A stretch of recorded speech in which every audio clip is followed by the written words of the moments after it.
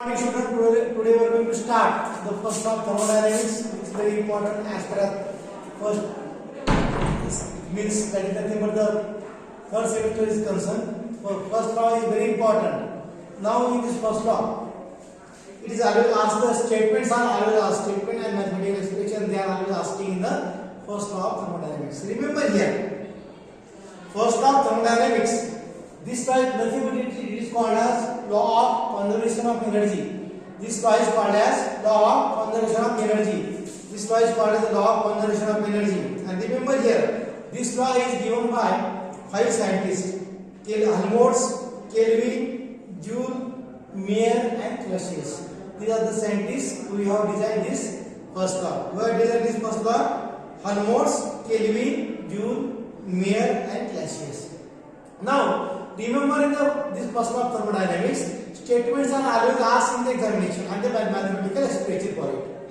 Now, we are going to derive this mathematical expression also along with these statements. Now, what are statements I am saying here? That statements are very important. And statements are very important. Now, see the first statement. What is the first statement? Energy neither be created nor be destroyed. Energy neither be created nor be destroyed. But one form of energy can be converted into another form of energy. This is the first statement. What is the first statement? Energy neither be created nor be destroyed, but one form of energy can be converted into other form of an energy. This is the first statement. Now, second statement. What is second statement? When one form of energy, disappears, then equivalent amount of another form of energy appears. जसं मी तुम्हाला सांगितलंय की समजा इलेक्ट्रिकचा fan आहे, हा इलेक्ट्रिकचा fan आहे, आपण जर इलेक्ट्रिसिटी सप्लाय जर केली तर ते इलेक्ट्रिसिटी सप्लाय केल्यामुळे आपल्याला काय होतो, हा फॅन काय होतो, रोटेट होतो. म्हणजे electrical energy is converted into the mechanical energy, but it is in equal form. Electrical energy कमी दिली तर कमी फिरेल, इलेक्ट्रिकल एनर्जी जास्त दिली तर जास्त फिरेल. लाईकवाईज, बरोबर आहे.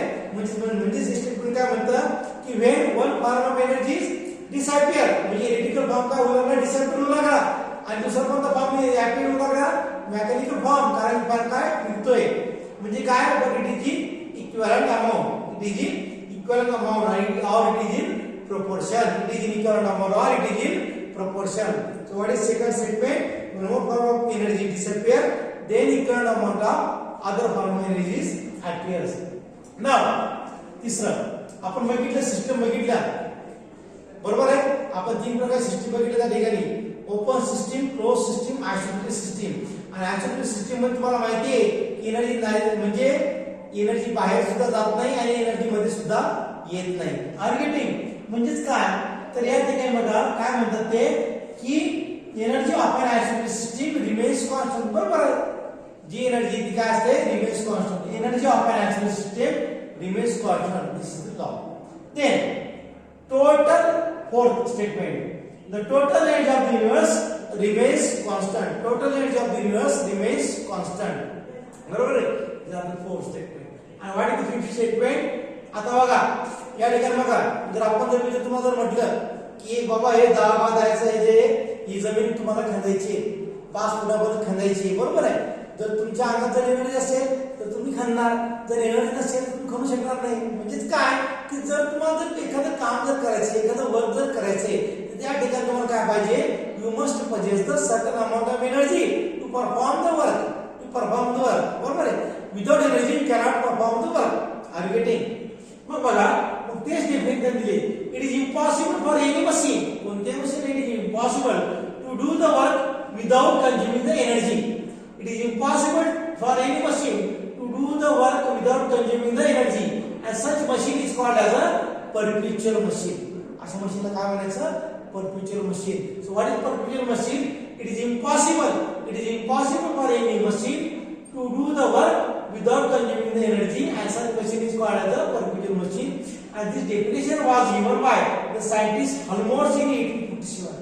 ही definition कोणी दिली, सायंटिस्ट कोणी दिली, हेल्महोल्ट्झ दिली 1847 मध्ये. म्हणून is called as a perpetual machine. Now these are the various statement of the first law of thermodynamics. तर कोणकोणते स्टेटमेंट आहेत, तर तुम्हाला स्टेटमेंट सांगितलं आहे की this law is given by Helmholtz, Kelvin, Joule, Mayer and Clausius. This law is also called as law of conservation of energy. The second name of the first law of thermodynamics is nothing but the law of conservation of energy.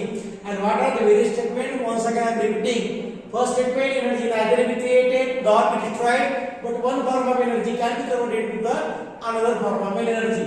Second statement काय सांगितलं त्याने की when one form of energy is disappears, then equivalent amount of another form of energy appears. That is the second statement. The third statement, total energy of the isolated system remains constant. Total energy of the isolated system remains constant. And fourth statement, total energy of the universe remains constant. Universe energy किती असते? constant असते. आणि पाचवं काय सांगितलं? It is impossible for any machine to do the work without consuming the energy.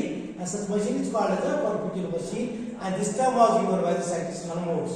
Right? So this is nothing but these are the different statements of the first law of thermodynamics of law of conservation of energy, which is always asked in the examination point of view. Now remember, now along with this first law of thermodynamics, though it is not mentioned in the syllabus, but I am deriving here expression for the first law of thermodynamics.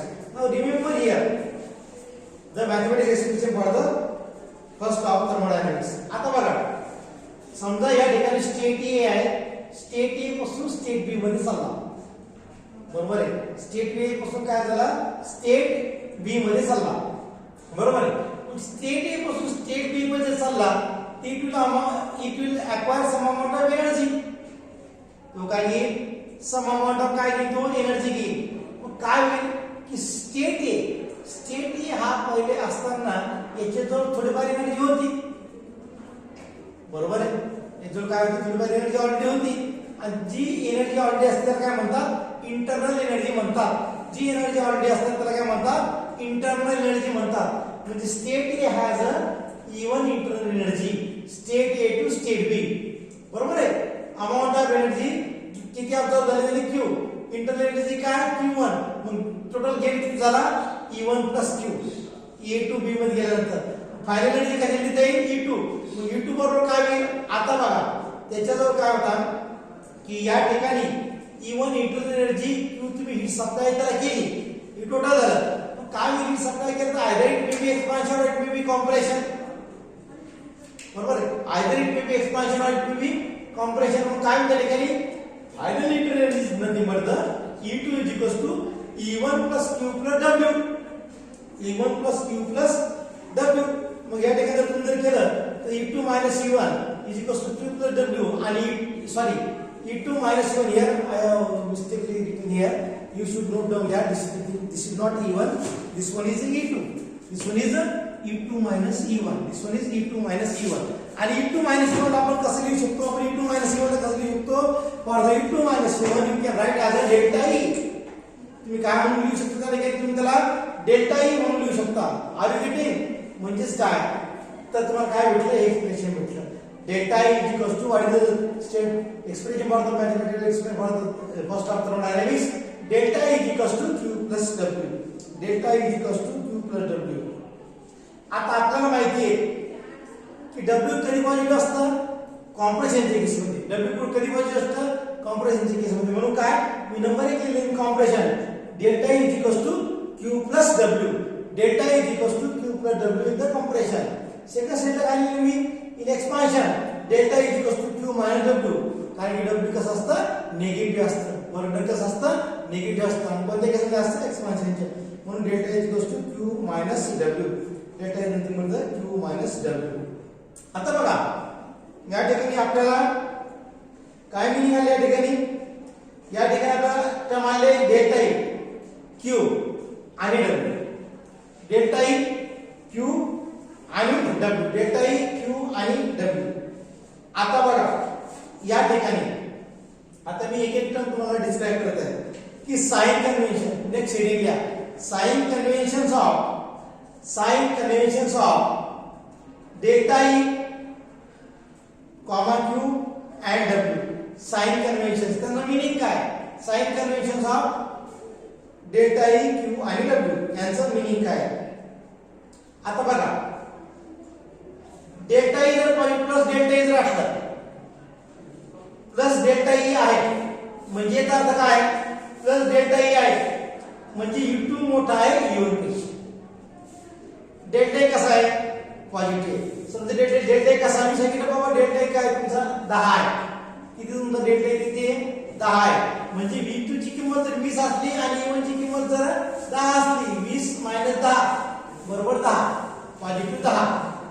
आर्बिटिक म्हणजे plus delta E it means increase in internal energy. Plus म्हणजे काय increase in internal energy. आणि त्या केसमध्ये काय असतो त्या केसमध्ये E2 is greater than E1.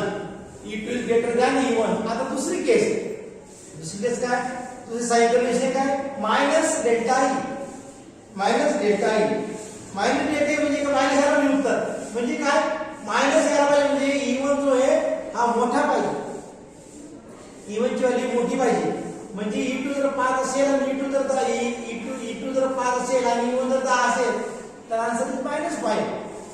म्हणजे काय मायनस डेल्टा ई म्हणजे काय मायनस डेल्टा ई मायनस म्हणजे decrease in internal energy. What is mean by minus is equal to decrease in internal energy. आणि ते म्हणजे काय त्याच्यावर काय असणार आहे E1 is greater than E2. E1 is greater than E2 किंवा E2 is less than E1. बरोबर आहे. we can say that E2 is less than E1 or E1 is greater than E2. बरोबर आहे. Now then the next what is the term Q plus Q. plus Q म्हणजे काय plus Q म्हणजे heat is absorbed by the system from the surrounding. what do you mean by plus Q? heat is absorbed by the system from the surrounding. plus Q it is absorbed by the system from the surrounding. minus Q जर minus Q असेल तर heat is evolved by the system.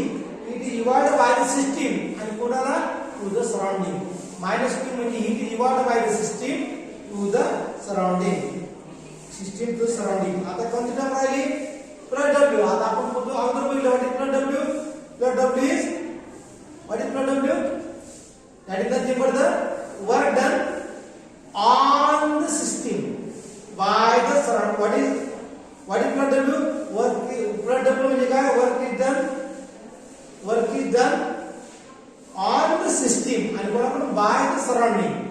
म्हणजे काय that is nothing but the compression. आणि compression म्हणजे तुम्हाला माहिती आहे V2 is less than V1 or V1 is greater than V2. V1 कसा आहे greater than V2. V2 कसा आहे V2 is less than V1. आणि minus W म्हणजे काय तर minus W म्हणजे work is done by the system on the surrounding. work is done by the system on the surrounding and that is nothing but the expansion. that is nothing but the expansion. आणि त्या केसमध्ये काय म्हणता येईल त्या केसमध्ये V2 is always greater than V1. V2 is always greater than V1. right. In this way in this lecture we are studying the first law of thermodynamics. various statements, addition, mathematical expression along with sign conventions of delta E, Q and W. right. So we are meeting in the next lecture. Thank you very much.